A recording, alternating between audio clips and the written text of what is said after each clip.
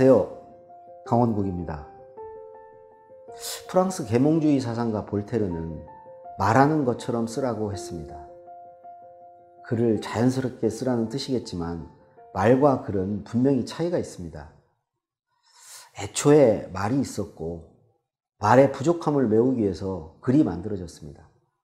말을 보관하고 멀리 보내기 위해서 고안된 것이 글입니다. 말은 하고 나면 사라져버립니다. 또 청중의 수에도 제한이 있습니다. 이에 반해서 글은 기록으로 대대손손 남길 수 있고 아무리 멀리 있는 사람에게도 전달할 수 있습니다. 하지만 글에는 표정과 느낌을 담을 수 없습니다. 또한 사람들은 글 읽는 것을 귀찮아하는 단점이 있습니다. 말은 글보다 전달력이 좋습니다. 현장감이 있기 때문에 뉘앙스를 제대로 전달합니다.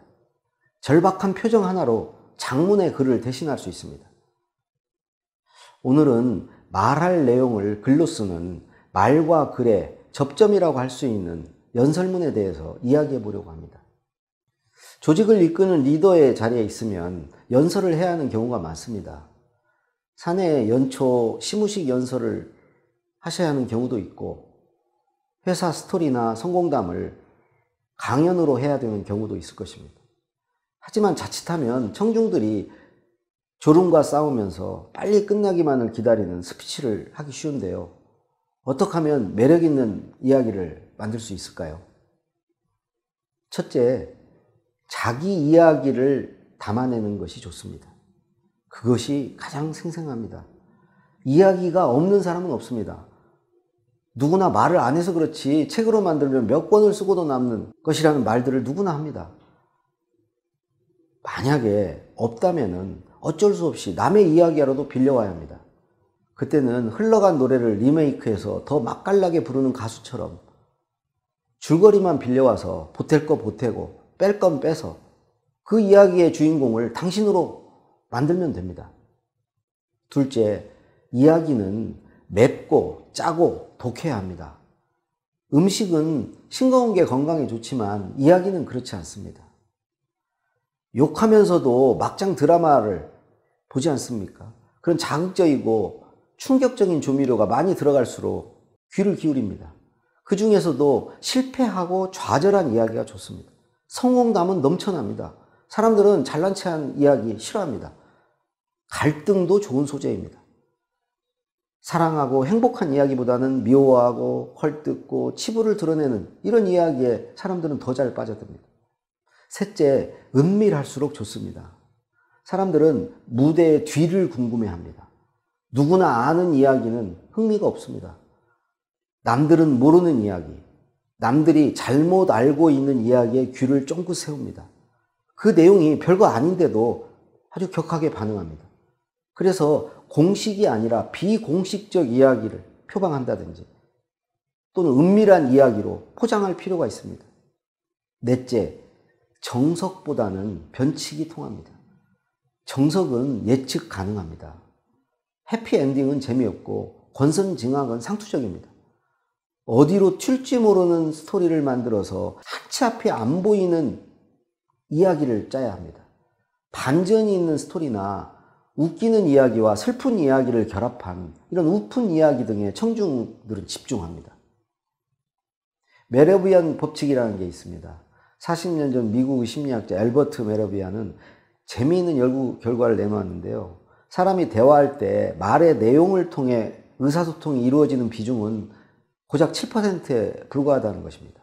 나머지 93%는 비언어적 요소, 즉 말투와 억양 이런 게 38%를 담당하고 표정이나 몸짓, 자세가 55% 이렇게 맡고 있다고 합니다. 즉 아무리 재미난 연설문을 써도 연설을 하는 태도에 따라서 청중의 반응은 달라집니다. 그렇다면 어떻게 해야 준비한 스토리를 잘 전달할 수 있을까요? 우선 자신 있게 말해야 합니다. 말하는 사람이 긴장하면 듣는 사람이 불편합니다. 배짱이 두둑해야 하는 것입니다. 듣고 싶으면 듣고 듣기 싫으면 듣지 마라와 같은 자세가 필요합니다. 들어달라고 애걸복걸하면 청중은 오히려 떠나갑니다. 큰 소리로 말하거나 제스처를 취하려고 의식하거나 유머를 섞기 위해 노력할 필요가 없습니다. 자기 스타일대로 하는 게 가장 좋습니다.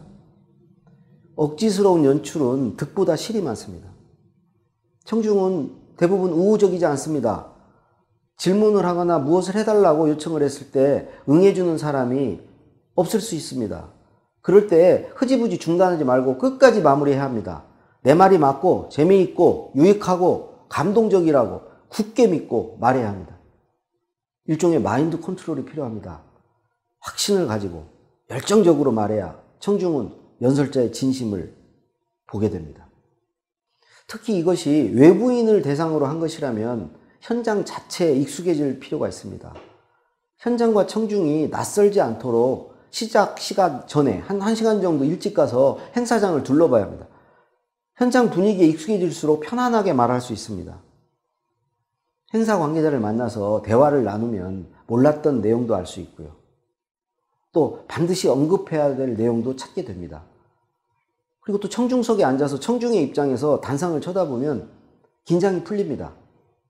왜냐하면 단상에서 청중들이 보이는 것만큼 청중석에서 단상이 잘 보이지 않는다는 사실을 알게 되기 때문입니다.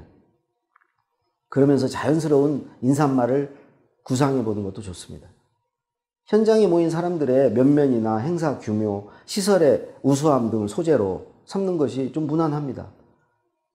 빈틈없는 행사 준비에 놀라움을 표시하거나 행사와 나의 개인적인 인연으로 이야기를 시작할 수 있습니다. 어떤 얘기든 관건은 준비한 것 같지 않은 자연스러움입니다.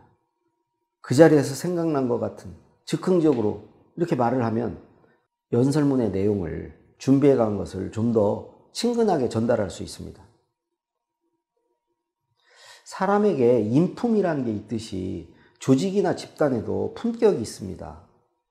사람의 인격이 배운 것, 가진 것과 무관하듯이 조직의 품격 또한 규모나 부의 규모 이런 것과 무관하게 존재합니다.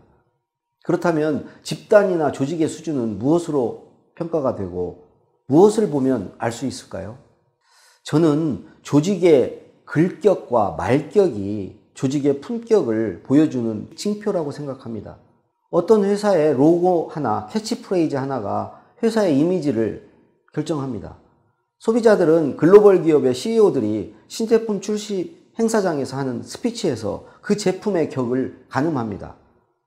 리더의 스피치 능력이 조직의 핵심 역량으로 꼽히는 시대입니다. 이러한 시대에 우리의 말과 글을 다듬는데 더 한층 노력해야 하겠습니다. 감사합니다.